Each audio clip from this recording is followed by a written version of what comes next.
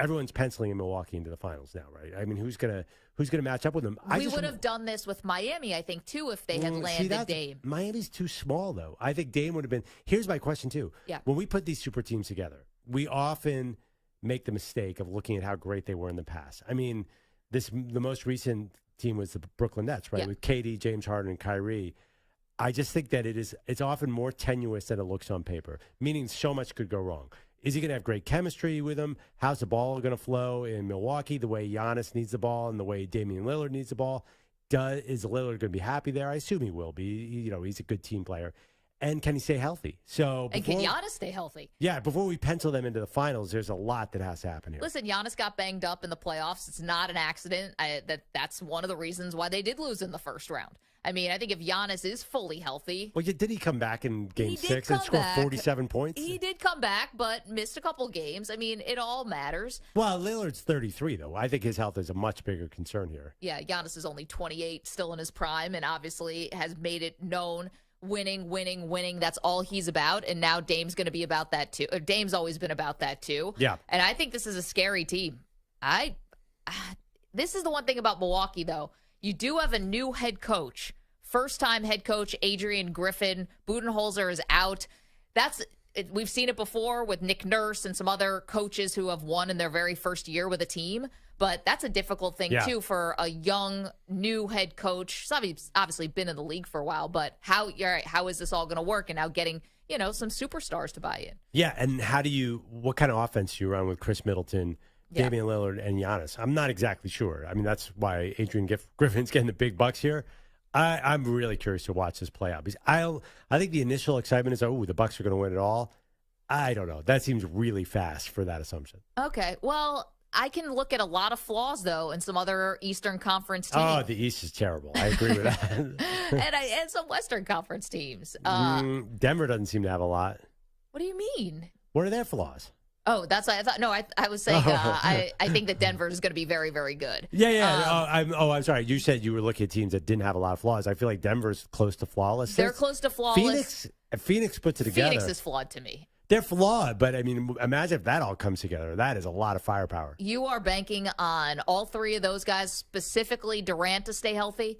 I mean, when are we going to stop doing this with Durant? He's so good, and I get that, but he can't put together a full season anymore. This is that ship is totally sailed. And listen, let's not discount the Los Angeles Lakers. Got Magic on later in the show, Magic Johnson. Yep, Magic's going to join us. There's a lot of talent in the West. So, okay. So we'll go ahead. We kind of glossed over that. Magic Johnson's going to join us later in the show. That's pretty amazing. We'll just put Milwaukee in the finals. I'll give you that. Yes. But can they beat Denver? Let's do the matchup. Anyone beat Denver? Aaron Gordon way. Defending Chris Middleton. No, I do think that this is very, very exciting for Milwaukee fans. I hope we get Joker and Giannis in the final. Is this enough for Portland, by the way?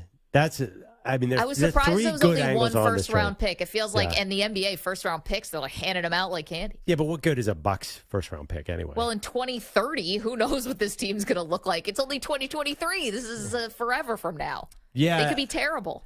I'm actually surprised they didn't get another sort of star player back, unless you consider Ayton a star. Somebody who can be at least, I guess Ayton could be an all-star at center, but did they need somebody, those Toronto guys that they were throwing, Siakam and Barnes. Here's what I'm thinking about That'd be more interesting Ayton. To me, yeah. Ayton is best case scenario. It's just the change of scenery, right? It's just like the change of leaving Phoenix. I know he and Monty Williams didn't get along. Obviously, Monty Williams is now in Detroit, but it just didn't work there. And so maybe there is, obviously the dude's got tons of talent. There's something that made him the number one overall pick. To your point, is it tough to play him in the playoffs? Yes, that is proven to be difficult, but perhaps with a different supporting cast and some different coaching, maybe that changes. I don't know. Yeah, I'm also, by one more little side note, Grayson Allen, utterly fascinating.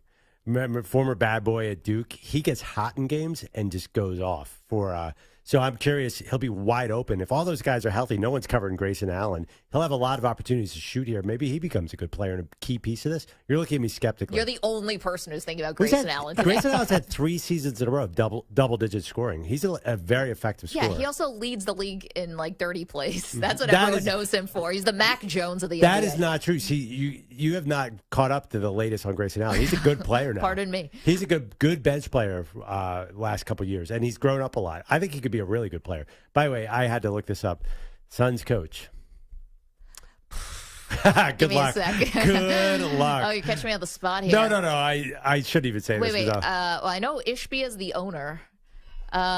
Is he famous? Would I know him? Yeah. Oh, okay. No, you wouldn't know this because this must have happened in the middle of training camp or something because I don't have any memory of this happening. No. Give me a sec. I'll get it. In the meantime, Jimmy Butler.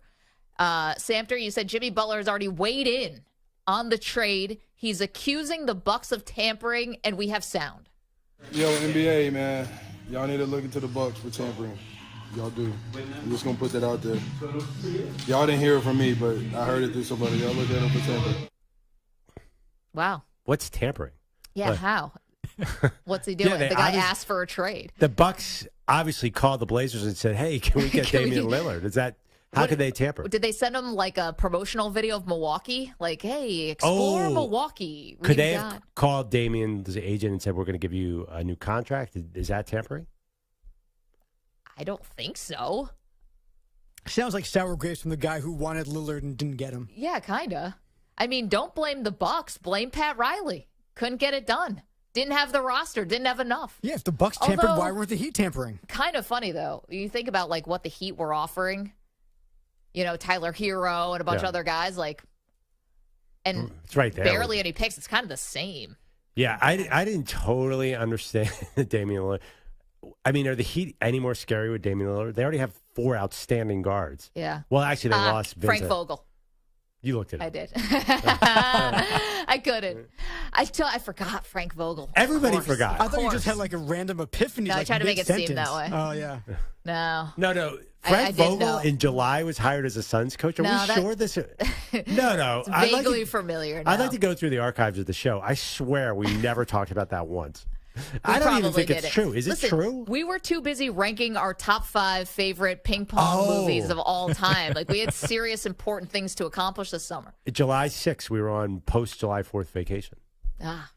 Frank Vogel is the Suns coach? It's really not a great excuse.